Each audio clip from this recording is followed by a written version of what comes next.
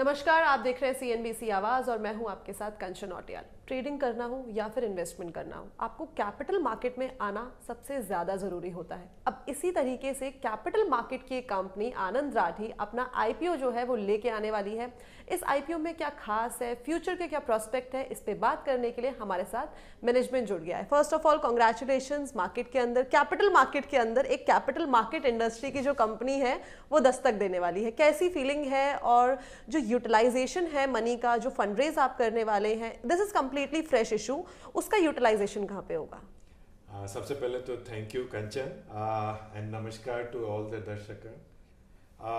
जहाँ तक capital market में कैपिटल मार्केट कंपनी है, आई थिंक अगर मैं देखूं तो 5 साल बाद आ रही है। 2020 में एंजल ब्रोकिंग आई थी, तो इस फ्रेटर्निटी से कॉन्स्टेंटली कुछ ना कुछ कंपनियां टर्म समय समय पर आती रहती है। जहाँ तक हमारा सवाल है, ग्रुप 1994 से कैपिटल मार्केट से जुड़ा है और 1994 मतलब मोर देन 30 साल हो गए। हम different activity, different base segment of customer के लिए, कस्टमर के रिक्वायरमेंट के हिसाब से बिजनेसेस क्रिएट करते गए।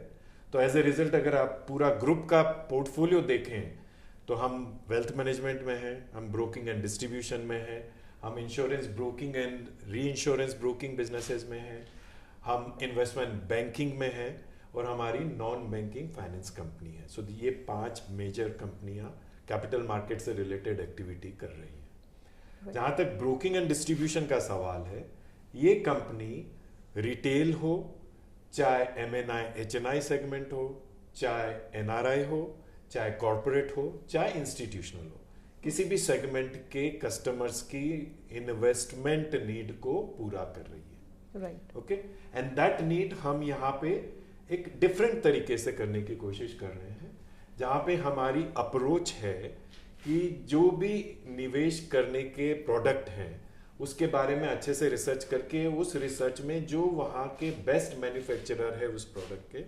उसकी एक बास्केट बनाना और उस बास्केट को ये देखना कि किस सेगमेंट के लिए कौन सी बास्केट सूटेबल है और वो सूटेबल बास्केट सूटेबल सेगमेंट के सामने प्रस्तुत करना। निवेशक उसको देखता है, निवेशक अपनी राय समझता है, निवेशक अपने क्वेश्चन पूछता है दूसरे प्रोडक्ट वर्सेस इस प्रोडक्ट के, एंड देन डिसीजन लेता है कि हाँ ये बास्केट सही है कि नहीं। So that's overall scenario which we have created for this company and constantly doing for various different segment which we are addressing in this company. Okay, my question again कि जो ये फंड का utilisation है वो आप कहाँ पे करने वाले हो? देखिए, धीरे धीरे ये बिजनेस क्या हुआ है, पहले लेस कैपिटलाइजेशन और लेस कैपिटल इंटेंसिव था, धीरे धीरे इसमें कैपिटल की रिक्वायरमेंट बढ़ती जा रही है जैसे जैसे समय, और आपने देखा होगा पिछले कुछ सालों से ये मोर कैपिटल इंटेंसिव हो गया है। रीजन काफ़ी है, इसमें कई इनोवेशन टेक्नोलॉजी का समावेश होना पड़ता है, आपकी कैपिटल की रिक्वायरमेंट फॉर गेटिंग लिमिट्स होना पड़ता है और your requirement to fund customers होना पड़ता है। तो ये वर्किंग कैपिटल रिक्वायरमेंट की नीड को पूरा करने के लिए ये इशू किया है, जो कि 745 करोड़ रुपए का है। उसमें से 550 करोड़ रुपया प्योरली हमने working capital requirement of company किया है और ये सारा का सारा पैसा हम कंपनी में ही रेज कर रहे हैं as a primary issue. Right, तो प्राइमरी फ्रेश इशू कंप्लीटली आ रहा है, इसमें से कोई भी OFS हमें नहीं देखने को मिला है। अपार्ट फ्रॉम दिस, इस टाइम पे अगर हम क्लाइंट बेस की बात करें तो एक्टिव क्लाइंट बेस किस तरीके का है और आगे चल के हमें क्या ये सस्टेनेबल ग्रोथ एक्सपेक्टेड है? अगर आप हमारी कंपनी का मॉडल देखें तो हमारे पास दो मेन बिजनेस स्ट्रीम है, रेवेन्यू स्ट्रीम है इस कंपनी के। एक है ब्रोकिंग, दूसरा है नॉन ब्रोकिंग। तो ब्रोकिंग एंड नॉन ब्रोकिंग दोनों मिला के अगर आप कस्टमर बेस हमारा देखें तो करीब 2,15,000 से 2,20,000 कस्टमर एक्टिव कस्टमर बेस है। और प्योर ब्रोकिंग में देखें तो मार्च 25 में करीब अबाउट 1,47,000 एक्टिव कस्टमर बेस है जो कि ब्रोकिंग की सर्विसेज यूटिलाइज कर रहा है। तो ये तो हो गया हमारा कस्टमर बेस।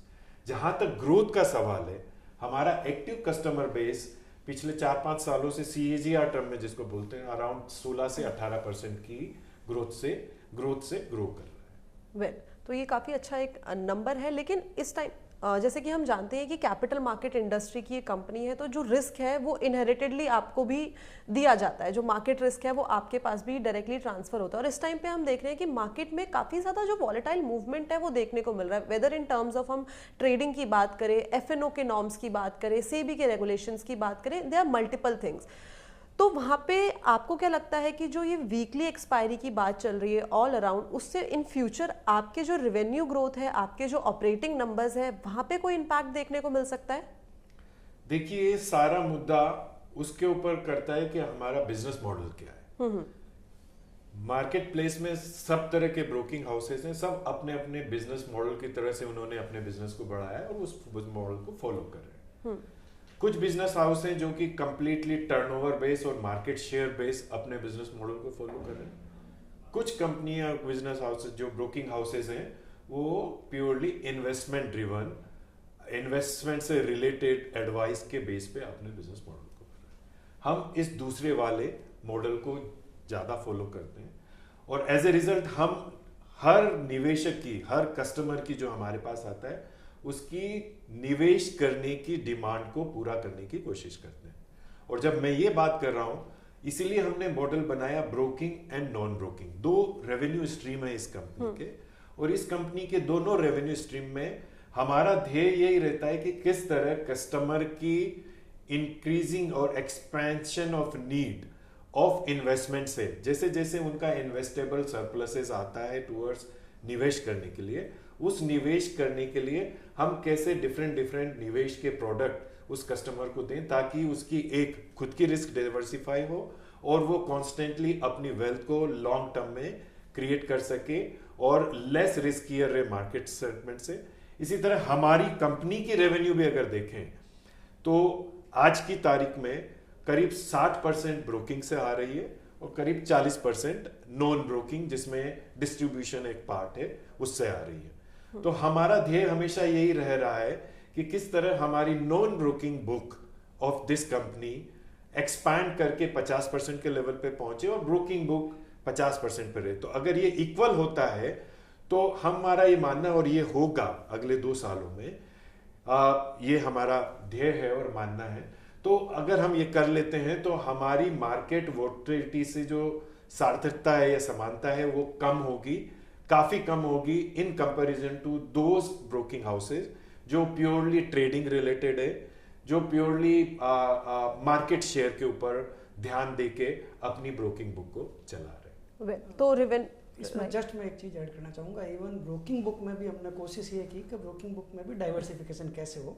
तो हमारा आज की तारीख में टोटल ब्रोकिंग के रेवेन्यू का 50 से 55% पार्ट जो है वो कैश मार्केट से आता है। ओके। तो एक साइड में हमने उस वे में डाइवर्सिफाई किया। सेकंड, हमने हमारे बिजनेस को ब्रांच वर्टिकल और फ्रेंचाइजी वर्टिकल, उन दोनों में भी डिवाइड कर रखा है। तो डिवाइड करने का बेनिफिट ये होता है कि जब कभी मार्केट टफ होता है तो बिजनेस पार्टनर नेटवर्क जो है उसमें रेवेन्यू के साथ साथ आपकी कॉस्ट भी रिड्यूस होती है।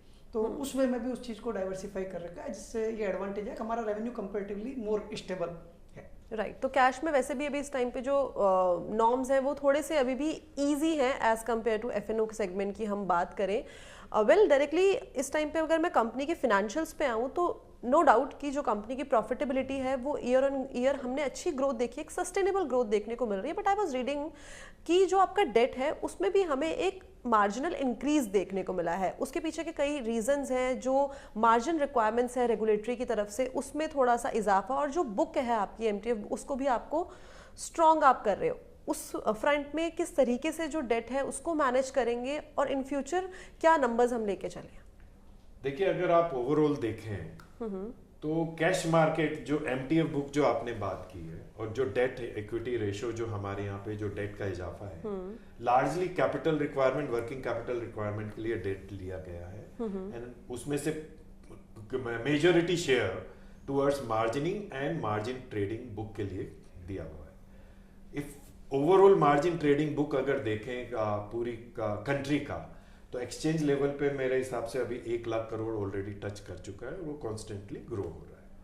हमारे यहाँ पे भी ये बुक जो कोविड के टाइम पे अराउंड 20-21 में करीब 40 करोड़ की थी, आज मार्च 25 का अगर आप फिगर देखें तो 685 करोड़ के ऊपर पहुंच चुकी है। तो ये कांस्टेंट रिक्वायरमेंट है, ये कांस्टेंट नीड है। तो इस नीड को पूरा करने के लिए ऑब्वियसली ये फंड रेज है, जैसे मैंने कहा हमारी वर्किंग कैपिटल रिक्वायरमेंट के लिए। तो जो हम रेज कर रहे हैं 745 करोड़ रुपया by this IPO, larger portion of this book is going for a working capital requirement जो कि 550 करोड़ है। उसमें से again margin trading funding book के लिए भी जाएगा। और जहां तक आप हमारी मार्जिन ट्रेडिंग बुक में देखें, जैसे मैंने कहा 685 करोड़ है, अगर मैं नंबर ऑफ कस्टमर बेस पे देखूं तो मेरा, अगर मैं active customer on broking side देखूं तो करीब 8 से 9% है, और टोटल ओवरऑल कंपनी का एक्टिव कस्टमर बेस देखूं तो वो बुक अराउंड 5 से 6% है। And inherent demand itself by these customer to utilize that margin trading funding is huge, big, humongous, right? Issue है संसाधनों की। तो रादर देन हम हमारे डेट को बढ़ा के हमारा डेट इक्विटी रेशो को बिगाड़े, उसके बजाय हम एक बैलेंसिंग अप्रोच ले रहे हैं कि क्यों नहीं कैपिटल का समावेश करें हमारी तरफ से या नए इन्वेस्टर को ला के कैपिटल की तरफ, सो दैट ये बुक कॉन्स्टेंटली ग्रो हो और कॉन्स्टेंट कंटिन्यूअस बेसिस पे ये कंपनी स्पेसिफिक वे में stable kind of a revenue growth deliver करते थे। Well, one last question from my end. I would like to ask you from you. जिस तरीके से हम देख रहे हैं कि नो डाउट कि काफ़ी पुरानी कंपनी है, एक बेस है, एक पेरेंट है, एक फाउंडेशन ऑलरेडी बनी हुई है, लेकिन इस बिजनेस में अगर हम देखें तो आज के टाइम पे न्यू एज कंपनीज भी जो है वो मतलब अग्रेसिवली आ रही है। आपको क्या लगता है कि इस एटमॉस्फेयर में आने वाले टाइम पे वो भी आपके पेयर की तौर पे खड़ी होंगी? आप किस तरीके से आउटस्टैंड करेंगे और आपके ऐसे कौन से की पॉइंटर्स हैं जो आपको वहाँ से एक अलग एंटिटी बनाते हैं? आपने बहुत राइटली हाईलाइट किया, स्पेशली यदि मैं पेंडेमिक के बाद से बात करूं तो बहुत फास्ट बेसिस पे ग्रोथ किया डिस्काउंट ब्रोकिंग हाउसेज ने, और कुछ ऐसी एडवांटेजेस थी पास्ट में इस मार्केट में जो टर्नओवर के साथ साथ एडवांटेज मिलती थी from the exchange side. Turnover charges जो होता है, ट्रांजैक्शन चार्जेज, उनमें वो असमानताएं रेगुलेटर की ओर से कुछ टाइम पहले दूर की गई है। हमारा जो मॉडल है, हमारा मॉडल ये है कि हम कस्टमर का धीरे धीरे करते AUM हमारे साथ कैसे ग्रो करें। हमारी रिसर्च को हम लोगों ने हमेशा से जोड़ दिया है रिसर्च पे, और आइडिया ये होता है कि कैसे कस्टमर अपनी वेल्थ जनरेट करे। तो हमारा मॉडल और डिस्काउंट ब्रोकिंग हाउस के मॉडल में थोड़ा सा एक डिफरेंस है। उनके केस में जनरली वो लोग कस्टमर के एक्विजिशन के लिए काफ़ी कॉस्ट इंकर करते हैं। हमारा अधिकतर मॉडल रेफरल के बेस पे है। हमारी स्ट्रेंथ में एक एडवांटेज ये है कि हमारे एग्जिस्टिंग कस्टमर सेटिस्फेक्शन के कारण वो हमको एडिशनल कस्टमर देते हैं सामने से, वो एक बहुत बड़ी एडवांटेज है, तो हमको इसके लिए कॉस्ट इंकर नहीं करनी पड़ती। दूसरा चीज़ है, हम कंटिन्यू बेसिस पर अपना प्रोडक्ट का डाइवर्सिफिकेशन और प्रोडक्ट का एनहांसमेंट कंटिन्यू बेसिस पर करते रहते हैं। चूँकि कस्टमर की रिक्वायरमेंट जैसे जैसे कस्टमर की टोटल साइज बड़ी होती है इन टर्म्स ऑफ AUM, तो उसको और एडिशनल प्रोडक्ट की रिक्वायरमेंट होती है, तो हम वो रिक्वायरमेंट मीट आउट कर रहे हैं। और तीसरी चीज़ जो सर ने राइटली बोला कि हम धीरे धीरे करते डाइवर्सिफिकेशन करके डिपेंडेंसी जो है वो ब्रोकिंग रेवेन्यू पे रिड्यूस करते जा रहे हैं। तो ये डाइवर्सिफिकेशन हमको हेल्प कर रहा है, और इस सब हेल्प में सबसे इंपॉर्टेंट पार्ट होता है कंटिन्यू रिलेशनशिप और टीम मेंबर्स। तो यदि मैं टीम मेंबर्स की बात करूँ तो हमारे मैनेजर और अबोव जो लेवल के टीम मेंबर्स है उनकी कंटिन्यूटी इस ऑर्गेनाइजेशन के साथ बहुत ज़्यादा है। मैं मेरा पर्सनल चीज़ शेयर कर सकता हूँ कि मैं इस ऑर्गेनाइजेशन के साथ मैंने 95 में एक्चुअली मेरा कैरियर स्टार्ट किया था। 1 साल बाद ये मेरा सेकंड ईयर है इस ऑर्गेनाइजेशन में, बट टोटल मैंने करीब 28 ईयर्स इस ऑर्गेनाइजेशन के साथ स्पेंड किए। और हमारे साथ कई ऐसे एम्प्लॉई है जो 5 साल 10 साल 15 साल हमारे साथ से जुड़े हुए हैं। कई ऐसे बिजनेस पार्टनर्स है जो उस वे में जुड़े हुए हैं। तो एक कंटिन्यूटी जो है वो हमारे इस बिजनेस को रियल हेल्प कर रही है in terms of continue growing. Client वे में भी यदि मैं बोलूँ तो मेरे पास में 5 साल के ऊपर के कस्टमर बेस बोलूँ तो 45 से 50% कस्टमर 5 साल के ऊपर के हमारे बिजनेस के साथ जुड़े हुए हैं। तो वो भी हमको एक एडवांटेज दे रहा है in terms of continuity of the growth of this particular company. Okay, तो डेफिनेटली काफ़ी सारी चीज़ें मैंने ऑलरेडी आपसे जान ली है। थैंक यू सो मच हमें वक्त देने के लिए, CNBC आवाज़ को वक्त देने के लिए, and congratulation and all the best. IPO आने वाला है, होप सो कि ये जो IPO है वो बाजार में एक अच्छा खासा धमाका मचाए। धन्यवाद। धन्यवाद, धन्यवाद, धन्यवाद सभी दर्शकों को भी।